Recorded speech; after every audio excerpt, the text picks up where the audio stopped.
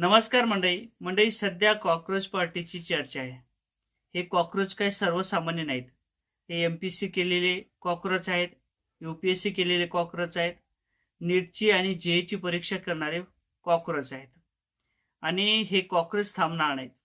कारण तर ज्या पद्धतीने भाजपने आपली पिपाणी वाजवली होती, त्या पिपाणीमधून नाव येत होतं, आवाज येत होता, मोदी मोदी। हा आवाज आता कुठंतरी बंद केला जातोय। पिपाणीच्या माध्यमातून जे काही सूर निघत होते ते सूर कुठंतरी ढळताना दिसत आहेत। कारण तर हे कॉक्रोच थांबणार नाही। आता ज्या पद्धतीने आपल्या भारताची विकासाची बाजू असेल, कुठंतरी भाजपच्या माध्यमातून मांडली होती। विकास कसा होतोय, विकास किती पटीने वाढतोय आणि आपल्या भारतात किती प्रगती होते, असं काही दृश्य या पिपाणीच्या माध्यमातून, कमळाबाईच्या माध्यमातून दाखवण्याचा प्रयत्न झाला होता। परंतु सत्य समोर येतच असते। आता ज्या पद्धतीने डिझेल असेल, पेट्रोल असेल, याचे जे काही भाव वाढले असतील, आपण म्हणू की मग भाव वाढल्याने काय फरक पडणार आहे? 3 रुपये किंवा 5 रुपयाने किंवा 9 रुपयाने जर भाव वाढले असतील तर याचा काही फारसा फरक पडणार नाही।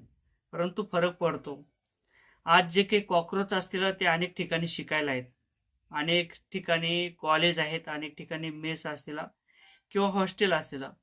या ठिकाणचे जे काही कॉक्रोच असतील ते आता घरी येत आहेत। कारण तर त्या ठिकाणी जे काही गॅसचा तुटवडा असेल, छत्रपती संभाजीनगर असेल, पुणे असेल, मुंबई असेल, असे जे काही मोठाला सिटी आहेत, शहर आहेत, त्या ठिकाणचे जे काही कॉक्रोच असतील ते शिकायला गेले होते। परंतु आता हे कॉक्रोच घरी आल्यानंतर या कॉक्रोचला काही काम राहणार नाहीत। कॉक्रोच निश्चितच कमळाबाईला खाऊन टाकतील। महागाई ही खूप मोठ्या प्रमाणात वाढलेली आहे। आता आपण तिसऱ्या विश्व महागुरूकडे वाटचाल करत होतो, असं काही बोलणं होतं। परंतु जे काही डॉलरची किंमत असेल ही मोठ्या प्रमाणात वाढत आहे आणि या भारतातील जे काही पैशाची किंमत असेल ही मोठ्या प्रमाणात घसरत आहे। आणि त्याचं कारण सुद्धा तसंच होतं। ज्या पद्धतीने महागाई आणि जे काही भत्ता असेल हे मोठ्या प्रमाणात वाढतोय, कुठे कॉक्रोचच्या माध्यमातून आंदोलन केले जात आहेत, काही ठिकाणी भ्रष्टाचाराचा आपल्याला जो काही कळस असेल ते सुद्धा पाहायला मिळाला। अनेक ठिकाणी कुठे 40% 30% कमिशन घेतलं जाते, रोडचे कॉन्ट्रॅक्ट दिले जातात आणि हे कॉन्ट्रॅक्ट दिल्यानंतर जे काही भ्रष्टाचार असेल तो थांबत नाही आणि अनेक ठिकाणी पैसे घेतल्यानंतर जे काही काम असेल ते काम व्यवस्थित होत नाही आणि कॉक्रोचला तर काही काम राहणार नाही। कॉक्रोच निश्चितच जे काही भाजपची पिपाणी असेल, कमळाबाई असेल, हिला खाऊन टाकल्याशिवाय राहणार नाही। जरी कॉक्रोच पार्टी बंद केली किंवा त्याच्यावरती काही बंधन आणलेली असतील तरी सर्वसामान्य कॉक्रोच थांबायला तयार नाही। सर्वसामान्य कॉक्रोच निश्चितच जाब विचारल्याशिवाय थांबणार नाही। आणि हे जे काही सरकार असेल हे फार काळ टिकेल का, असे देखील सध्या प्रश्न विचारले जात आहेत। त्याचं कारण सुद्धा तसंच आहे।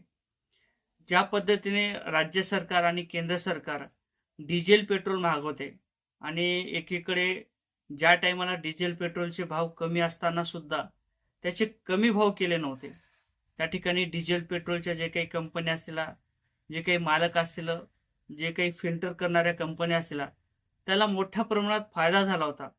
परंतु एकीकडे भारताच्यावरती संकट आहे आणि भारतातील नागरिकांना आवाहन केलं जाते की काळजी घ्या, या देशाच्या हितासाठी हा निर्णय आहे। परंतु त्याच पेट्रोल कंपनीला, त्याच डिझेल कंपनीला एकीकडे हे नुकसान झालं म्हणून त्या ठिकाणी पेट्रोल आणि डिझेलचे भाव वाढवले जातात। हे कुठेतरी शोकांतिक आहे। कॉक्रोच थांबला नाही पाहिजेत। कॉक्रोच जर थांबला तर हा देश थांबेल। या संदर्भात नेमकं तुम्हाला काय वाटते कमेंट करा। जय शिवराय।